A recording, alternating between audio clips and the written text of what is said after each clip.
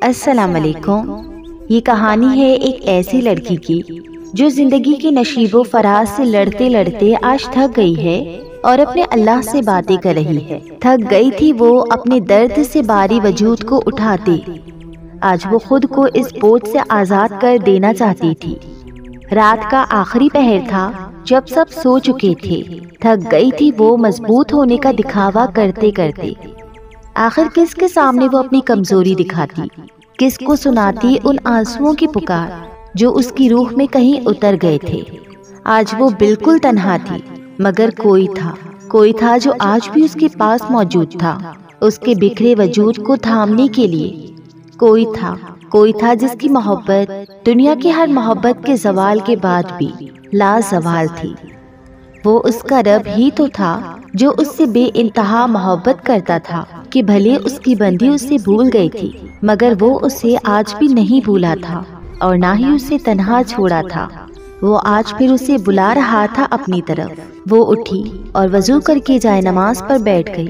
آج اسے اپنے رب سے گفتگو کرنی تھی، اسے سب کچھ بتانا تھا، وہ انکہی داستاں جو صرف اس کا رب ہی جانتا تھا، مگر پھر بھی اسے بتانے میں ایک الگ سکون محسوس ہو رہا تھا۔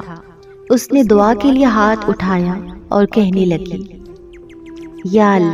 یا اللہ میں تھک گئی ہوں، مجھے اب اور دور نہیں جانا آپ سے۔ یا اللہ مجھے اپنی محبت عطا کر کے دنیا کے ہر محبت سے بے نیاز کر دے۔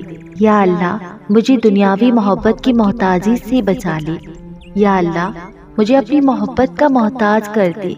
یا اللہ مجھے اپنی محبت کا محتاج کر دے کہ میں کبھی تجھ سے دور نہ جاؤں۔ یا اللہ دنیا کے ان کچے رنگوں سے آزاد کر کے تو مجھے اپنا رنگ عطا کر دے۔ یا اللہ کسی رشتے کی محبت کو مجھ پر اتنا حاوی مت ہونے دینا کہ میں اس بوجھ تلے دب جاؤں۔ یا اللہ مجھے لوگوں کے لیے بوجھ مت بننے دینا، مجھے ان لوگوں کے لیے بوجھ بننے سے پہلے ان سے دور کر دینا۔ دنیا کی طرف بڑھتے قدم جو مجھے تجھ سے دور کر دے، تو میرے ہر اس اٹھتے قدم کو روک دینا۔ دنیا کے پیچھے بھاگتے بھاگتے میں کہیں اپنی ذات کو نہ کھو دوں، تو مجھے اپنی راہوں کی جستجو عطا کرنا۔ یا اللہ دنیاوی محبت میں سکون کی بجائے تیری محبت کا سکون میرے لیے کافی ہو جائے۔ یا اللہ دنیا کو اپنی تکلیف سناتے کہیں میں اپنی ذات کو ہلکا نہ کر دوں۔ یا اللہ مجھے ہر شے سے بے نیاز کر کے بس تو ہی میرے لیے کافی ہو جانا۔ اسے یوں محسوس ہو رہا تھا کہ جیسے ان خاموش آنسوؤں کی پکار کو سن لیا گیا ہو، اس کی بکھری ذات کو کسی نے سمیٹ لیا ہو۔ ہاں اب اسے کسی دنیاوی سہارے کی ضرورت نہ تھی، اس کا رب اسے کافی ہو چکا تھا۔ اور پھر آخر اس کا رب اسے کیوں کافی نہ ہوتا، جبکہ اس کا رب تو اس سے کہتا ہے کہ کیا تیرا رب اپنے بندوں کے لیے کافی نہیں ہے۔ اس کے بعد وہ جائے نماز سے اٹھی، کھڑکی کے پاس بیٹھی اور باہر کا منظر دیکھ رہی تھی۔ ایک طرف بارش کی بوندوں کا شور اور دوسری طرف اس کے دل کی ویرانی۔ اس کی ذات میں پھیلی خاموشی کو بھلا یہ شور کیسے ختم کر سکتا تھا؟ یوں جیسے اس کے اندر ایک طوفان سے لڑتے وہ تھک گئی ہو۔ وہ اپنی سوچوں میں مگن تھی کہ اسے یہ اندازہ ہی نہ ہوا کہ کب اس کی والدہ اس کے پاس آ بیٹھی۔ والدہ نے پوچھا، کیا ہوا ہے چندا؟ تھک گئی ہوں ماں، لوگوں کے رویے، ان کی باتیں مجھے تکلیف دیتی ہیں، میں تنہا ہو گئی ہوں۔ لوگ کیوں کرتے ہیں ایسا؟ کیوں آپ کو ہی اتنی تکلیف دیتے ہیں؟ میری پیاری چندا، کیوں لوگوں کو خود پر اتنا حاوی کر لیتی ہو کہ وہ تمہارا ذہنی سکون ہی چھین لے؟ ماما، لوگ کیوں آپ کی محبت کو نہیں سمجھتے؟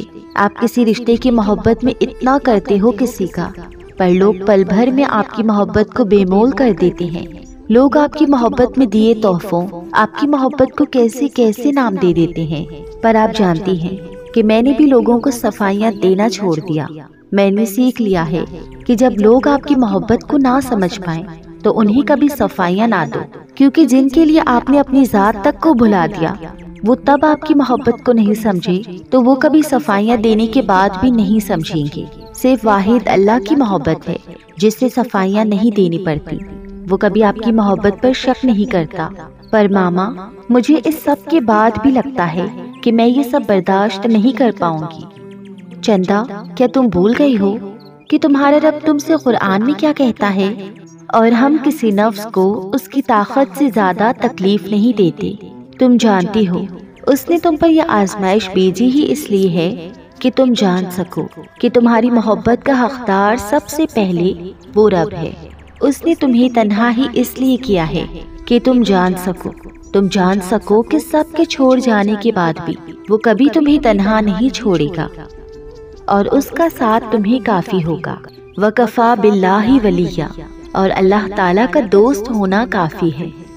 تھک گئی ہونا دل میں اٹھتے سوالوں کے شور سے، ان شکووں سے جنہیں تم نے ہونٹوں میں کہیں سی لیا ہو، ان آنسوؤں سے جنہیں تم نے آنکھوں کے دائرے کو پار کرنے سے پہلے ہی پی لیا ہو، ان سسکیوں سے جن کو تم نے دبا لیا ہو، ان حسرتوں سے جن پر تم ایک آہ بھر کے رہ گئی ہو، ہر پل کی اس تلاش سے کہ کوئی تو ہو جو تمہارے دل میں اٹھتے سوالوں کے شور کو سن پائے، کوئی ہو جو آنکھوں میں ٹھہرے ان آنسوؤں کو پہچان لے جو تم نے پی لیے ہوں، کوئی ہو جو ان سسکیوں کو سن لے جنہیں تم نے دبا لیا ہو، کوئی ہو جو ان حسرتوں سے بھری ہوئی اس آہ کو سن لے۔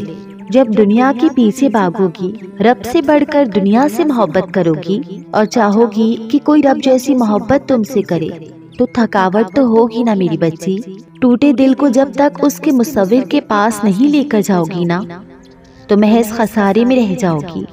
اس دل کی حالت کو رب سے بہتر کوئی نہیں جان سکتا، لہٰذا خود کو اس دنیا کے پیچھے مت تھکاؤ، ورنہ یوں ہی خالی ہاتھ رہ جاؤ گی۔ بے شک اللہ پاک قرآن میں فرماتا ہے، بے شک وہ سینوں میں بھی چھپی ہوئی باتوں کو خوب جانتا ہے۔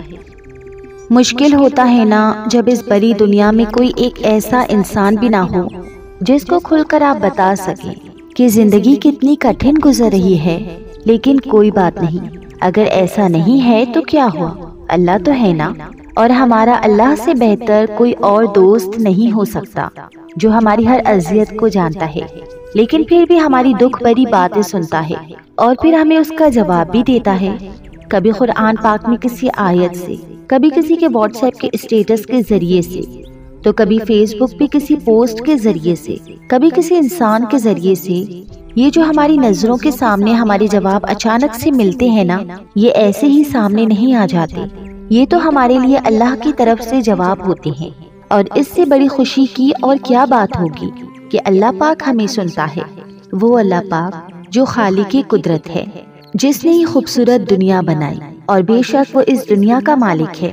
تو سوچیں، وہ اتنی بڑی دنیا کا مالک ہو کر ہم سب کی سنتا ہے، تو ہمیں بھی چاہیے کہ ہم اس کی سنیں۔ وہ ہمارے لیے جو بھی فیصلہ کرتا ہے یقیناً وہ ہمارے لیے بہتر ہوتا ہے، تو پھر سونپ دو خود کو خدا کے حوالے، وہ جو بھی کرے گا بہترین کرے گا۔ اللہ کی رضا کو اپنی رضا بنا دو، پھر وہ تمہیں وہ دے گا جو تمہاری رضا ہوگی۔ بس اس کے رنگ میں رنگ جاؤ، پھر تمہیں دنیا کے رنگ پسند نہیں آئیں گی، میرا یقین کرو، اور جتنا تم صبر کرو گے اتنا ہی تمہیں اجر ملے گا۔ مایوسی سے ہی یقین کی طرف آ کر تمہیں تمہارا رب ملے گا۔ بس تم ہمت نہ ہارنا، خود کو اکیلا نہ سمجھنا، اللہ تمہاری زندگی سے سارے غم مشکلیں ایسے نکال دے گا کہ تم حیران رہ جاؤ گے۔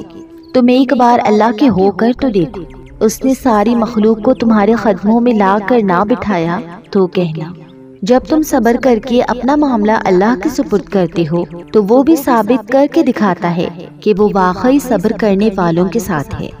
اور تم اکثر سوچتے ہو نا کہ آخر میں ہی کیوں، ہمیشہ ساری تکلیفیں میرے ہی لیے کیوں آتی ہیں، ہمیشہ ساری تکلیفیں میرے لیے ہی کیوں؟ سنو، کیا تم نہیں جانتی کہ اللہ اپنے محبوب بندوں کو آزمائش میں ڈالتا ہے؟